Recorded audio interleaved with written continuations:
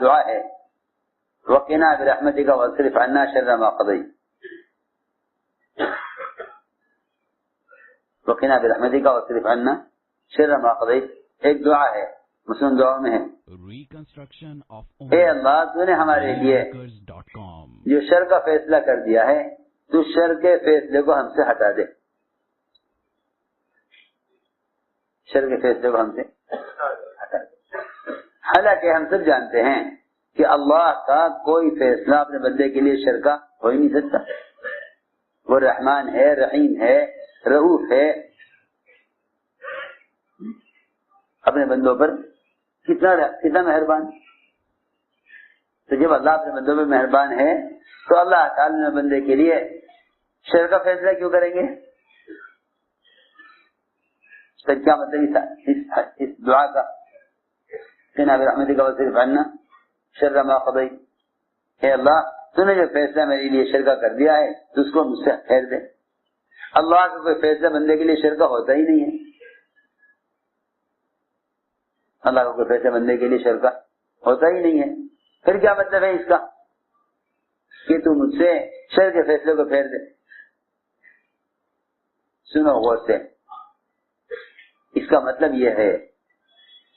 یہ ہے کہ اللہ کا تو ہر فیصلہ بندے کے لیے خیر کا ہوتا ہے، لیکن اگر بندہ اس فیصلے سے راضی ہے تو اللہ تعالیٰ اس فیصلے اس کے لیے خیر بنا دیتے ہیں، اور اگر بندہ اس فیصلے سے ناراض ہو جائے تو پھر بندے کے لیے وہ فیصلہ شر کا ہو جاتا ہے. بندے کے لیے تو اللہ کا ہر فیصلہ خیر کا ہے، لیکن یہ ناراض ہو کر اس کو اپنے لیے شر بنا دیتا ہے. اللہ تعالیٰ ناگوار حالات لاتے ہیں دیکھنے کے لیے کہ میرا بندہ اس میں مجھ سے راضی ہے یا نہیں. اس لیے کہ اللہ سے نعمتوں میں راضی ہونا کوئی کمال نہیں. اللہ سے نعمتوں میں راضی ہونا کوئی کمال. اللہ سے نعمتوں میں راضی ہونا کوئی کمال نہیں. اللہ سے نعمتوں میں راضی ہونا کوئی کمال نہیں. کوئی آدمی آپ پر احسان کرے، آپ کو ہدیہ دے، آپ کے کام آ جائے، آپ کی کسی پریشانی کو دور کر دے، آپ اس سے خوش ہو جائیں تو آپ کو اس سے راضی ہونا کوئی کمال نہیں. ہاں، کسی کی طرف سے آپ کو تکلیف پہنچے آپ اس سے پھر بھی راضی ہوں، یہ کمال کی بات ہے. میں عرض کر رہا اللہ تعالیٰ اپنے بندے پر حالات لا کر دیکھنا چاہتے ہیں کہ ہم سال میں راضی ہے یا ناراض ہے. تو میں نے عرض کیا کہ سب سے بنیادی بات یہ ہے کہ کائنات کے نقشوں میں جو بھی تبدیلی آتی ہے وہ اللہ تعالیٰ اپنے تعارف کے لیے لاتے ہیں. اللہ تعالیٰ اپنے تعارف کے لیے، اپنی پہچان کرانے کے لیے، اللہ تعالیٰ اپنی پہچان کرانے کے لیے، اپنے تعارف کے لیے لاتے ہیں. اس لیے کہا کہ جو بات دنیا میں پیش آئے تمہاری اپنی ذات سے لے کر باہر کے نقشوں تک اس سب کو صرف اللہ کی طرف منسوب کرو. اس کو صرف اللہ کی طرف منسوب کرو. اس کو اللہ کی طرف منسوب کرو. اس سے معلوم ہو جائے گا کہ یہ حالات پیش آئے ہیں، اس میں مجھ سے کیا گناہ ہوا، اس میں مجھ سے کیا گناہ ہوا. ایسے لوگ حالات کی وجہ سے توبہ کی طرف آ جاتے ہیں. ورنہ عجیب حدیث ہے، فرمایا کہ اللہ کو نہ جاننے والا، اللہ کو نہ ماننے والا کافر، اس پر آنے والے حالات ایسے ہیں جیسے جانور کو باندھ دیا جائے اور کھول دیا جائے تو جانور کو نہیں خبر کیوں باندھا گیا تھا، کیوں کھول دیا گیا، کیوں باندھا گیا، کیوں کھول دیا گیا. فرمایا کہ کافر کے پر آنے والے حالات ایسے ہیں جیسے جانور کو باندھ دیا جائے کھول دیا جائے، اسے نہیں معلوم فیما عقل و فیما ارسل، کیوں باندھا گیا کیوں کھول دیا گیا. اور مومن تو ایسا ہے کہ اس پر حالات آئیں گے تو یہ حالات فوراً اس کو پیغام دیں گے اور یہ حالات فوراً تنبیہ کریں گے اور یہ حالات اس کو جگا دیں گے. حالات اس کو جگا دیں گے. سنو میری بات توجہ سے. اس لیے قرآن نے تقوی والا صرف ان کو کہا ہے قرآن نے تقوی والا، دیکھو سنو، قرآن نے تقوی والا صرف ان کو کہا ہے جن کو اللہ گناہ کے وقت یاد آ جائیں. اللہ تعالی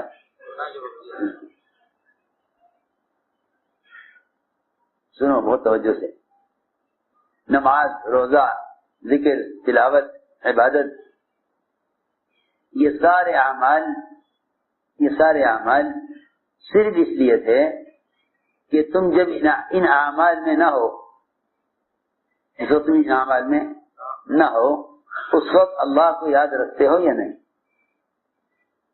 میری بات ذرا توجہ چاہتی ہے، میری بات توجہ چاہتی ہے، بہت توجہ سے بات سننا، میں بہت اہم بات عرض کرنا چاہتا ہوں. نماز، روزہ، حج، ذکر، تلاوت، عبادت، جتنے بھی اللہ کی یاد پیدا کرنے والے اعمال ہیں،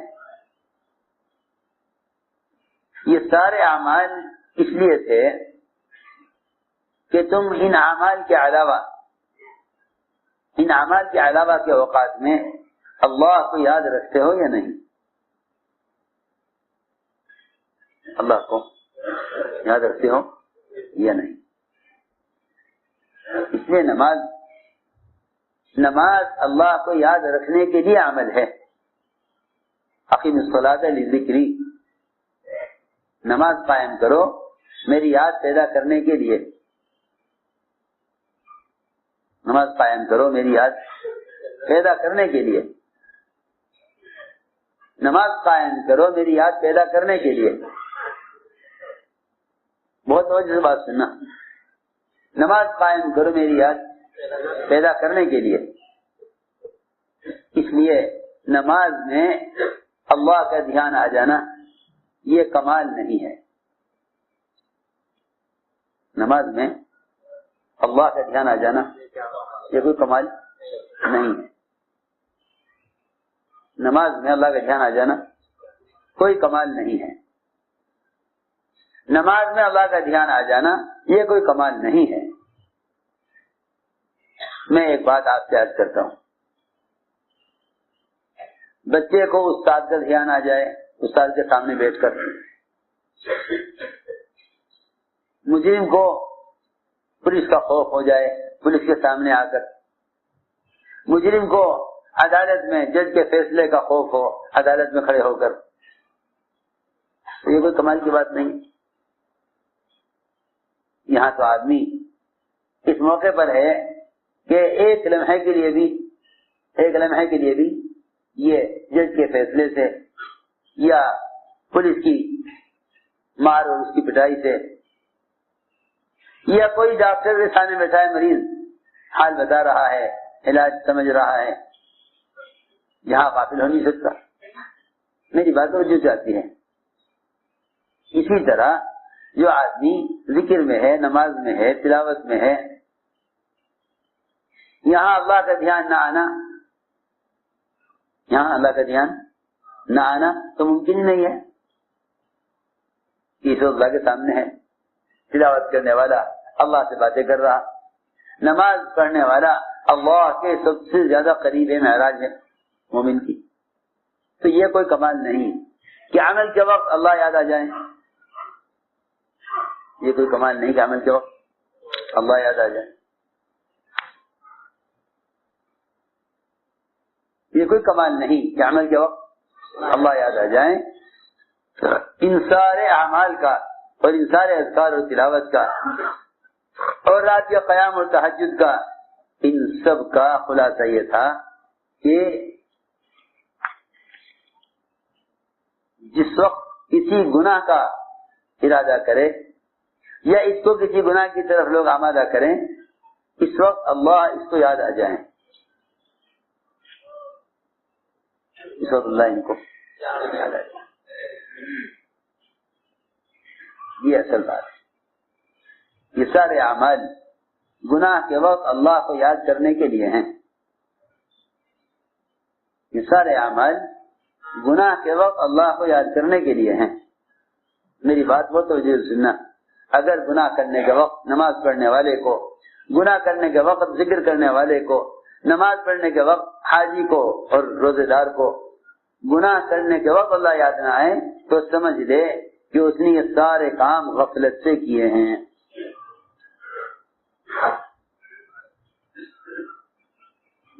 یہ سارے کام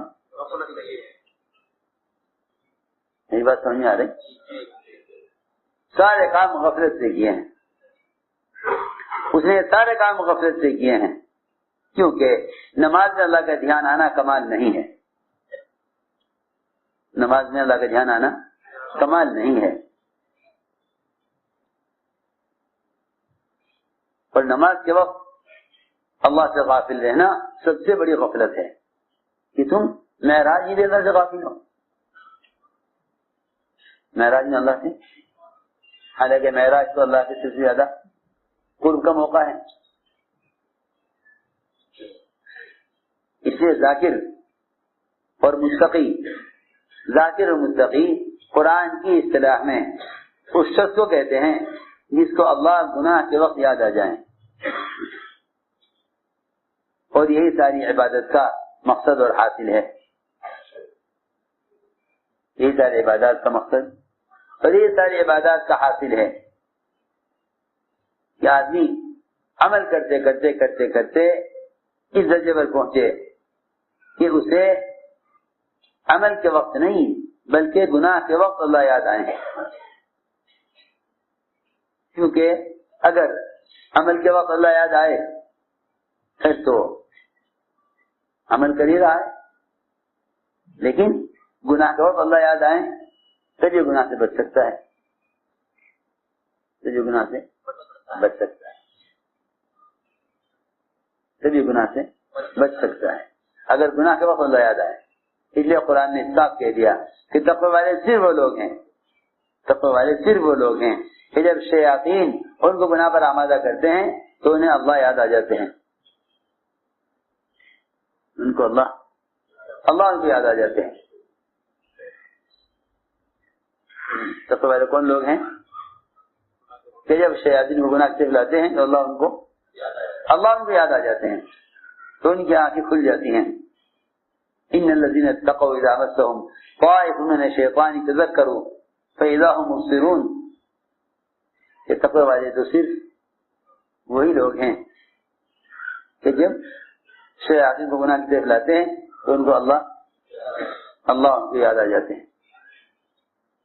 میں نے اس لیے عرض کیا کہ جتنی بھی عبادات اور اعمال ہیں وہ اللہ کو یاد رکھنے کے لیے ہیں، وہ اللہ کو یاد رکھنے کے لیے، اللہ کو یاد کرنے کے جتنے اعمال ہیں وہ ان اعمال کے علاوہ اوقات میں اللہ کو یاد رکھنے کے لیے ہیں، کیونکہ اللہ کو یاد رکھنا اصل ہے، اللہ کو یاد رکھنا اصل ہے۔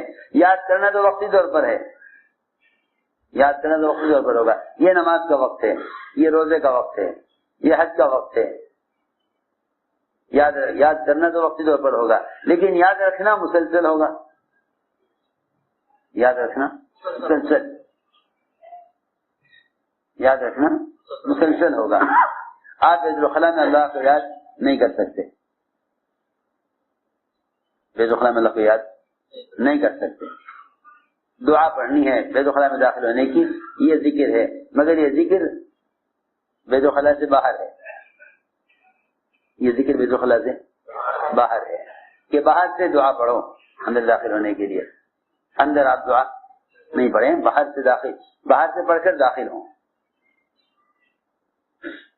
سنو میں کچھ کہنا چاہتا ہوں، باہر سے دعا پڑھ کر داخل ہو، کیونکہ دعا ذکر ہے،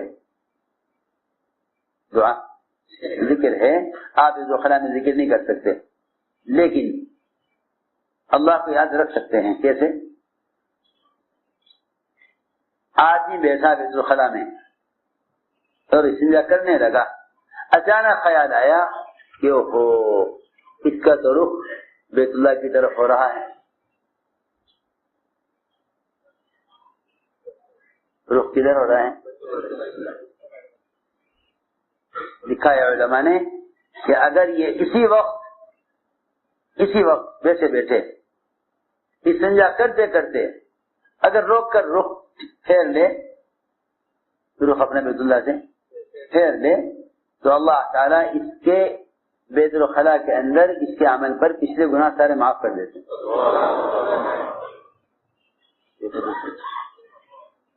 حالانکہ یہاں کوئی ذکر کی گنجائش نہیں ہے، لکھا علماء نے۔ اگر رخ پھیر لے، خیال آیا کہ میرا رخ بیت اللہ کی طرف ہو رہا ہے، کیونکہ پیشاب پخانہ کرنے میں بیت اللہ کی طرف پیٹ کرنا یا بیت اللہ کی طرف رخ کرنا جائز نہیں۔ وہاں استنجا کرنے لگا تو اچانک خیال آیا، کیونکہ آج کل لوگ بلڈنگیں بناتے ہیں، فلیٹ بناتے ہیں، تو وہ انجینئرنگ کے حساب سے بناتے ہیں، اسلام کے حساب سے نہیں بناتے۔ حالانکہ قبلے کی تحقیق کرنا کتنا زیادہ اہم اور ضروری ہے۔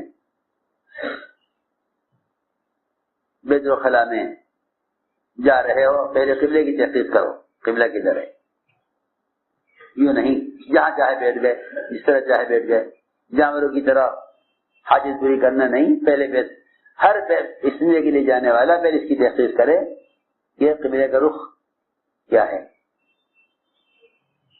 پھر وضو کے لیے بیٹھا تو اب دیکھو قبلے کا رخ کیا ہے، قبلے کا رخ کیا ہے۔ پھر نماز پڑھے تو تحقیق کرے قبلے کا رخ کیا ہے۔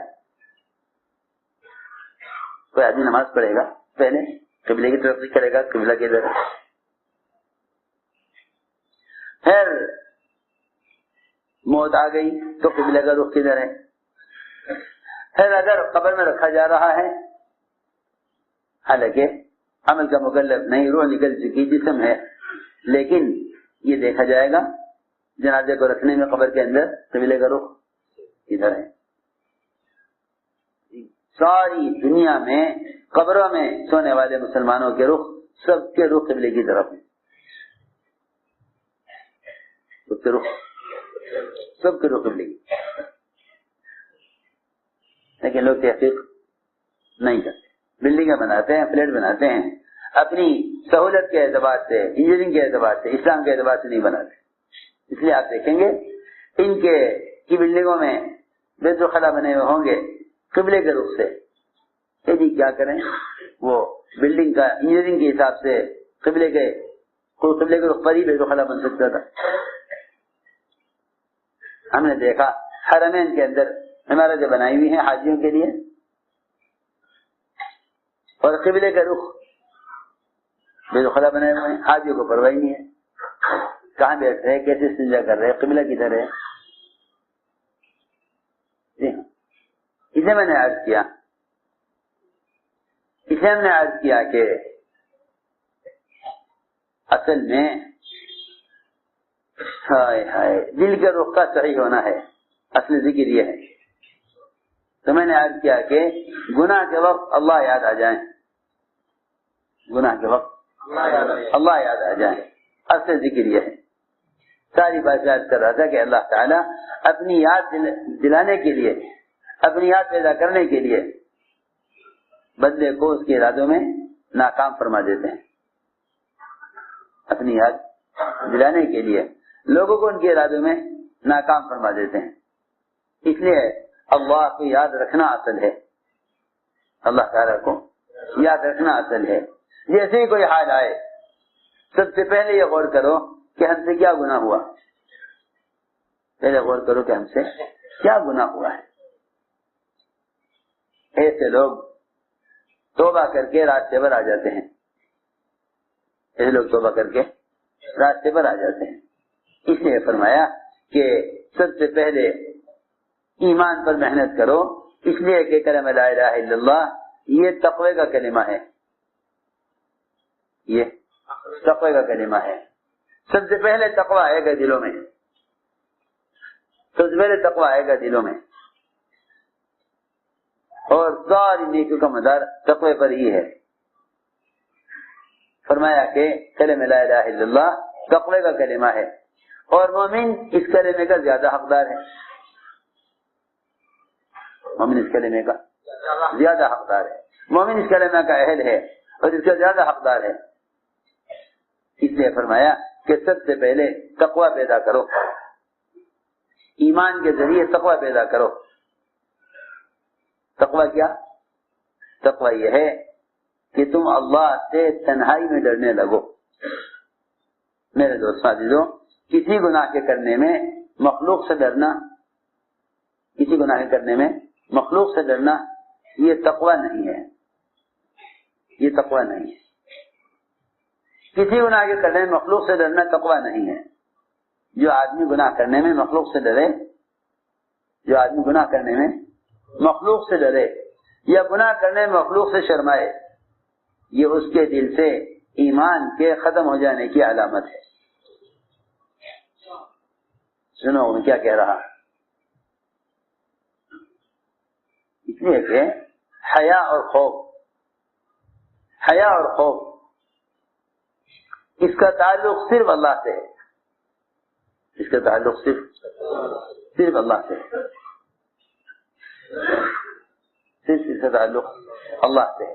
حیا اور خوف اس کا تعلق صرف اللہ سے ہے۔ صحابہ کرام بیت الخلاء میں جاتے تو روایت قرآن میں اللہ نے کی تعریف کی ہے، یسنون صدورہم لیستخفوا منہ، کہ وہ بیت الخلاء میں اپنے سینے کو اس طرح جھکا لیتے نیچے اور دوہرے ہو جاتے۔ کیا ہو جاتے؟ دوہرے ہو جاتے، جھک کر، شرم کی وجہ سے کہ اللہ دیکھ رہے ہیں، شرمگاہ کھلی ہوئی ہے، استنجا کر رہے ہیں، اللہ دیکھ رہے ہیں، تو وہ بیت الخلاء میں دوہرے ہو جاتے تھے، دوہرے ہو جاتے تھے اللہ کی شرم کی وجہ سے۔ یا یہ کہ اوپر سے کپڑے ڈھانپ لیتے، اوپر سے کپڑے اوڑھ لیتے کہ بیت الخلاء میں جانے کے لیے۔ حضرت عثمان تو کپڑے نہیں اتارتے تھے غسل میں، تنہائی میں، اندھیرے میں بھی، غسل خانے میں بھی کپڑے نہیں اتارتے تھے، کیونکہ اللہ سے شرم آتی ہے، اللہ سے شرم آتی ہے۔ میرے دوستو عزیزوں، ابن عباس فرماتے رضی اللہ عنہما کہ جو آدمی کوئی گناہ کر رہا ہو اور گناہ کرتے کرتے اس درمیان میں اچانک دروازہ کھل جائے یا پردہ ہل جائے اور یہ خیال آئے کہ کسی نے دیکھا تو نہیں، کوئی کمرے میں آیا تو نہیں، کسی کو میرے گناہ کا پتہ تو نہیں چلا،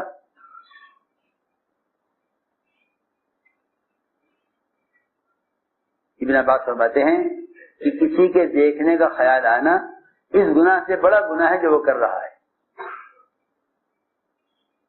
کسی کے دیکھنے کا خیال آنا اس گناہ سے بھی بڑا گناہ ہے جو وہ کر رہا ہے۔ اس لیے فرمایا کہ تقوی اللہ سے تنہائی میں ڈرنے کو کہتے ہیں، تقوی اللہ سے تنہائی میں ڈرنے کو، جہاں کوئی دیکھنے والا نہیں ہے، جہاں کوئی دیکھنے والا نہیں ہے۔ وہ لڑکی جو فقر و فاقے میں تنگ ہو کر اپنے محبوب کے پاس آئی، چاہنے والے کے پاس، اور اس نے اس شرط پر کہ میرے ساتھ خلوت کا موقع دے دے، میں تجھے اتنے دینار دوں گا، کہتے ہیں اے اللہ، میں اس کی ٹانگوں کے درمیان بیٹھ گیا اور میرے پاس میرے لیے کوئی رکاوٹ نہیں تھی، زنا کرنے میں اور گناہ کرنے میں کوئی رکاوٹ نہیں تھی، میں اس کے ٹانگوں کے درمیان بیٹھ گیا۔ اس نے کہا اللہ سے ڈر، اے اللہ میں نے صرف تیرے ڈر کی وجہ سے یہ کام نہیں کیا، صرف تیرے ڈر کی وجہ سے یہ کام نہیں کیا، حالانکہ میرے لیے کوئی رکاوٹ نہیں تھی، میرے لیے کوئی رکاوٹ نہیں تھی، کوئی رکاوٹ میرے لیے نہیں تھی، میں اس کے ٹانگوں کے درمیان بیٹھا ہوا تھا، خلوت تھی، کوئی دیکھنے والا نہیں تھا، کوئی روکنے والا نہیں تھا، لڑکی نے اپنے آپ کو میرے حوالے کر دیا تھا، لیکن صرف تیرے خوف کی وجہ سے میں نے یہ گناہ نہیں کیا۔ اس عمل پر اللہ نے چٹان کو ہٹایا ہے، اس عمل پر اللہ نے چٹان کو ہٹایا ہے۔ سنو غور کرو، اگر حرام سے بچنے کی یہ قوت ہے کہ اللہ اس سے چٹان کو سرکا دے تو نماز کی قوت کیا ہوگی؟ اب تو لوگ یہ سمجھتے ہیں کہ اعمال آخرت کے لیے ہیں، اسباب دنیا کے لیے ہیں۔ جی ہاں، موسیٰ فرماتے تھے جن کی نماز ان کے دنیا کے چھوٹے چھوٹے مسئلے حل نہیں کرے گی، ان کی نماز آخرت کے بڑے مسائل کیسے حل کر دے گی؟ کہ آخرت کے مسئلے تو بہت بڑے بڑے ہیں، قبر کا، پھر حشر کا، پھر اعمال ناموں کی تقسیم کا، پھر پلسرات سے گزرنے کا، پھر جنت کے داخلے کا، یہ بڑے بڑے مسئلے اعمال پر کیسے حل ہو جائیں گے اگر دنیا کے چھوٹے چھوٹے مسئلے اعمال سے حل نہ کرائے گئے؟ سمجھتے یہ ہیں کہ اللہ نے کائنات بنائی ہے انسان کی ضرورت کے لیے، بس تم کائنات میں محنت کرو، اللہ سے امید کرو۔ اسے دوستو عزیزوں میں نے عرض کیا کہ تقوی کا مطلب ہی یہی ہے کہ تم گناہ سے ایسے بچ کر نکلو، گناہ سے ایسے بچ کر نکلو۔ تقوی کیا ہے؟ آپ ململ کی باریک چادر اوڑے ہوئے ہوں اور تنگ راستہ ہو جس میں سے ایک آدمی مشکل سے گزر سکتا ہے، اور دونوں طرف کانٹوں دار جھاڑیاں ہوں اور تیز ہوا چل رہی ہو، تیز ہوا چل رہی، دونوں طرف کانٹوں دار جھاڑیاں ہوں، تنگ راستہ ہو ایک آدمی گزر سکے، دونوں طرف کانٹوں دار جھاڑیاں ہوں، ململ کی باریک چادر، باریک کپڑا آپ لپیٹے ہوئے ہوں، اس تیز ہوا میں ان کانٹوں سے اپنے کپڑے کو بچا کر آپ نکل جائیں، اس کو تقویٰ کہتے ہیں، اس کو تقویٰ کہتے ہیں۔ اسے میں نے عرض کیا کہ لوگ بہت سے گناہ لوگ کرتے ہیں مخلوق سے چھپ کر، اور بہت سے گناہ لوگ چھوڑ دیتے ہیں مخلوق کے ڈر سے۔ ان گناہوں کے چھوڑنے والے مخلص نہیں ہیں، ان گناہوں کرنے والے مخلص، ان گناہوں کے چھوڑنے والے مخلص نہیں ہیں، کیونکہ مخلوق کی خوشی کے لیے عمل کرنا یہ جس طرح ریا ہے، اس طرح مخلوق کے خوف سے گناہ نہ کرنا یہ بھی ریا ہے۔ ہم سمجھے والی بات؟ جیسے مخلوق کو راضی کرنے کے لیے عمل کرنا ریا ہے نا، اخلاص تو نہیں ہے۔ مخلوق کو راضی کرنے کے لیے عمل کرنا، مخلوق کو راضی کرنے کے لیے کوئی عمل کرنا ریا ہے، اسی طرح مخلوق کے ڈر سے کوئی گناہ چھوڑ دینا یہ بھی ریا ہے، یہ بھی ریا ہے۔ جس طرح اس عمل پر استقامت نہیں ہوگی کیونکہ مخلوق کو راضی کرنے کے لیے کر رہا ہے، جہاں دیکھے کوئی دیکھنے والا نہیں ہے وہاں عمل میں مزہ نہیں آئے گا۔ جو لوگ ریاکار ہوتے ہیں انہیں عمل میں وہاں مزہ آتا ہے جہاں لوگ ان کے عمل کو دیکھ رہے ہوتے ہیں۔ ہاں ارے سنو تو صحیح، جو لوگ اپنے عمل میں مخلص نہیں ہوتے وہ وہاں تک عمل کرتے ہیں جہاں تک لوگ ان کے عمل کی تعریف کر رہے ہوں، ان کے عمل کو دیکھ رہے ہوں، وہاں تک وہ عمل کرتے ہیں، اور جہاں ان کے عمل کو کوئی نہ دیکھ رہا ہو وہاں وہ عمل نہیں کرتے۔ آپ دیکھیں گے ریاکار کو لوگوں کو دکھانے کے لیے عمل میں خوب تھکے گا، اور جہاں کوئی دیکھنے والا نہیں ہوگا وہاں وہ عمل میں سست ہو جائے گا، وہاں عمل میں اس کے لیے کریں جب کوئی ہے نہیں دیکھنے والا۔ اسی طرح لوگ مخلوق کے ڈر سے گناہ چھوڑ دیتے ہیں، یہ بھی ان کے تقوی میں اخلاص نہیں ہے، ان کے تقوی میں